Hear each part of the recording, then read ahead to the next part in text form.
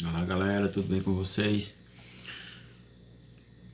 Passando aqui para mais um pequeno ensinamento, né? Vou tentar concluir um pouco daquele estudo que eu comecei sobre o herege Lutero, né?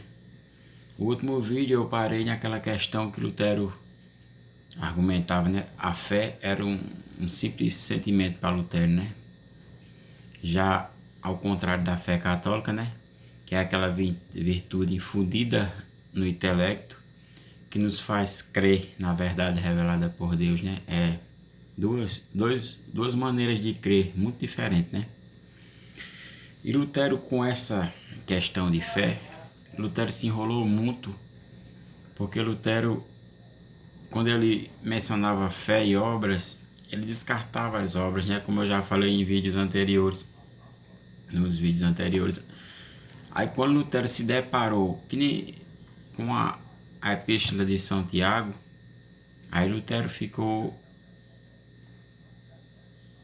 se contradizeu, né?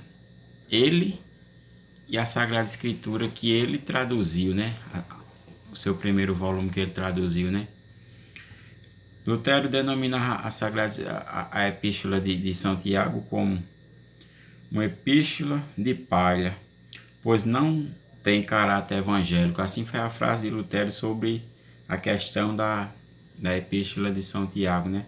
Porque quando ele traduziu a sua primeira Sagrada Escritura protestante, Lutero, quando pegou aquela passagem de 1 Coríntios capítulo 15, versículo 10, que fala que a fé, que o homem está salvo pela fé, Lutero acrescentou só pela fé, né? Só pela graça.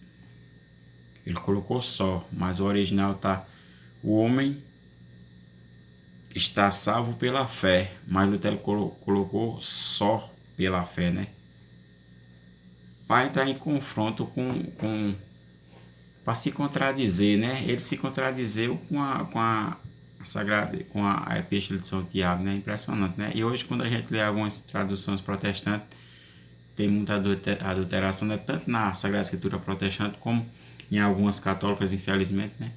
Nosso irmão Fábio, ele é bem mais prático com essa questão e passa muitos ensinamentos para a gente, mas ele se contradizeu demais, né? Com essa questão. Vamos entender um pouco, né, sobre o protestantismo em si, né? Em si, porque ele em si ele não crê no que a Igreja Católica crê. Ele não crê na intercessão da Virgem Maria, ele não crê na intercessão dos santos, ele não crê na Sagrada Eucaristia, na Sagrada Confissão. Ele não crê nos sacramentos. Por quê? Porque em si o protestantismo ele não crê, Lutero não cria na igreja. E é assim, como algo físico, mas sim meramente espiritual. É assim todo protestante, né? Quando você começa a dialogar com ele falando sobre igreja, ele começa logo a colocar esses termos, né? Que a igreja é algo espiritual, mas eles não querem sair da igreja deles, né? A seita que eles estão frequentando, né? Mas eles falam que é só espiritual, né? Mas eles não querem se misturar entre eles, né? É impressionante, né?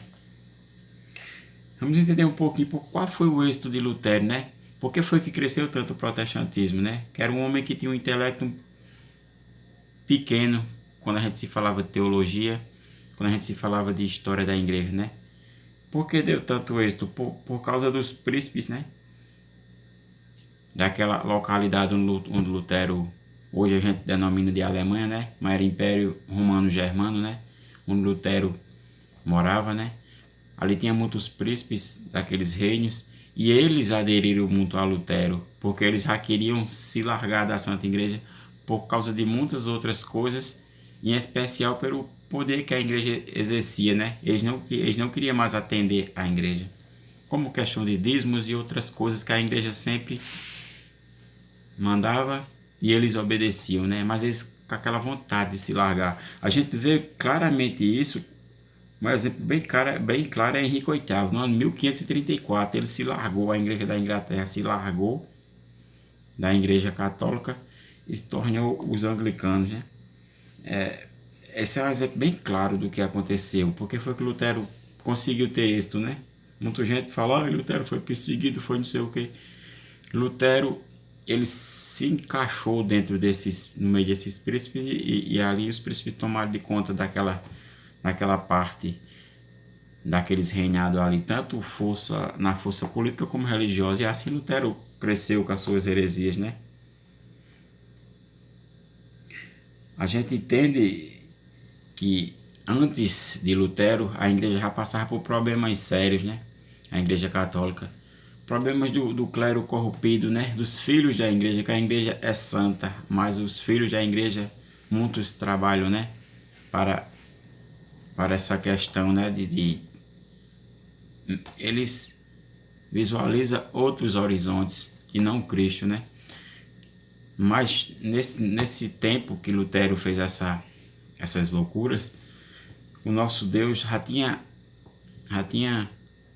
colocado pessoas para fazer sim uma verdadeira reforma dentro da igreja.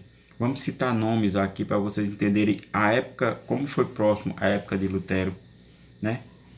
Vamos citar Santo Inácio de Loyola, no ano 1491, que deu início aos jesuítas, né? A princípio ele não foi para combater o protestantismo, os jesuítas. A princípio não, mas no decorrer dos séculos sim. Ao passar do tempo, os jesuítas combateram o protestantismo, né? Nesse mesmo tempo a gente estudou, apareceu, melhor dizendo, Santa Teresa d'Ávila, 1515, São João da Cruz, 1542, e também São Carlos Borromeu, na Itália, 1538. Todos esses santos combateram as heresias que estavam acontecendo dentro da Santa Igreja e venceram, né? Ao contrário de Lutero, que saiu delas, se acovardou, porque já não era católico desde a sua infância, e saiu, né? Como um covarde. E o Concílio de Trento, em 1545 a 1563, foi o que deu o basta, né, no protestantismo, nas ideias loucas de Lutero, né? Lutero tinha muitas ideias loucas, conforme as suas teses, né? As suas teses, das 95 teses, algumas delas o Papa da época até que analisou com bons olhos, mas outras eram totalmente heréticas, por isso que Lutero foi chamado a se retratar, e ele não aceitou, e aí ele foi excomungado, né? Porque, como eu falei, nessa época, os filhos da igreja, alguns do clero, tinham feito coisas que não deviam, e não era fácil para o Papa, na época, administrar tudo aquilo, porque não era como a época de hoje, que temos celular, temos uma época moderna, né? O WhatsApp e várias outras ferramentas. Naquela época era algo muito distante um país do outro, e acontecia de fato falhas dentro da igreja, mas Deus levantou esse exército de santos que que reformou, né? Como Santa Teresa d'Ávila e muitos outros que eu citei aqui, fora outra multidão que, ao contrário de Lutero, que saíram, eles entraram para combater, né? Aí o Concílio de Trento deu esse basta em Lutero, né? Lutero casou-se, perdão, antes de falar da morte dele, Lutero casou-se com uma ex-freira, né?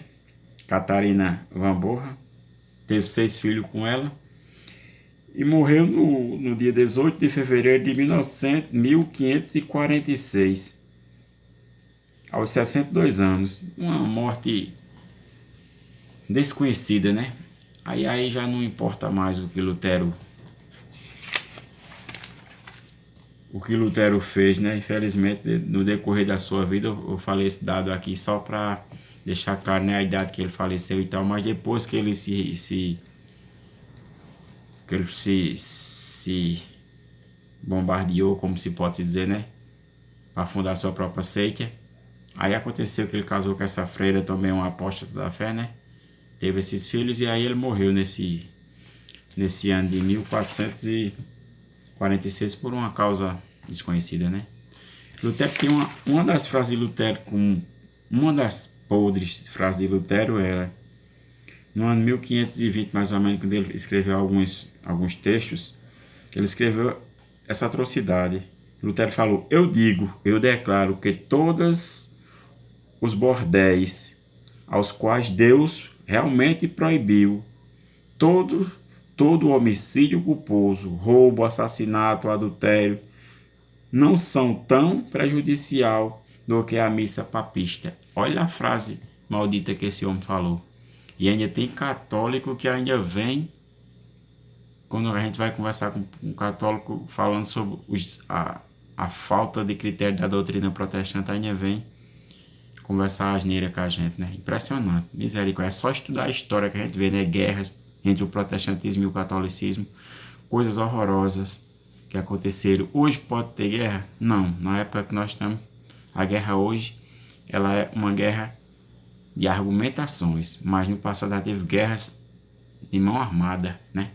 Os galvinistas, os católicos e muitas coisas, né, que aconteceram, né? Mas quem estudou a história sabe, quem não estudou, infelizmente, fica um falso ecumenismo, né? Querendo implementar as ideias protestantes dentro da Santa Igreja e isso aí não dá, né? Pois valeu, galera. Curtam o vídeo. Quem gostou, compartilhe com algum amigo seu. Fiquem com Deus. No próximo vídeo eu vou fazer aqui algumas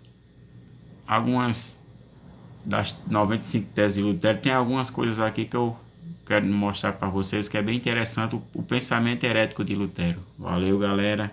Conhecendo o erro é que a gente fica mais forte para não cair nele, não é verdade? Fiquem com Deus.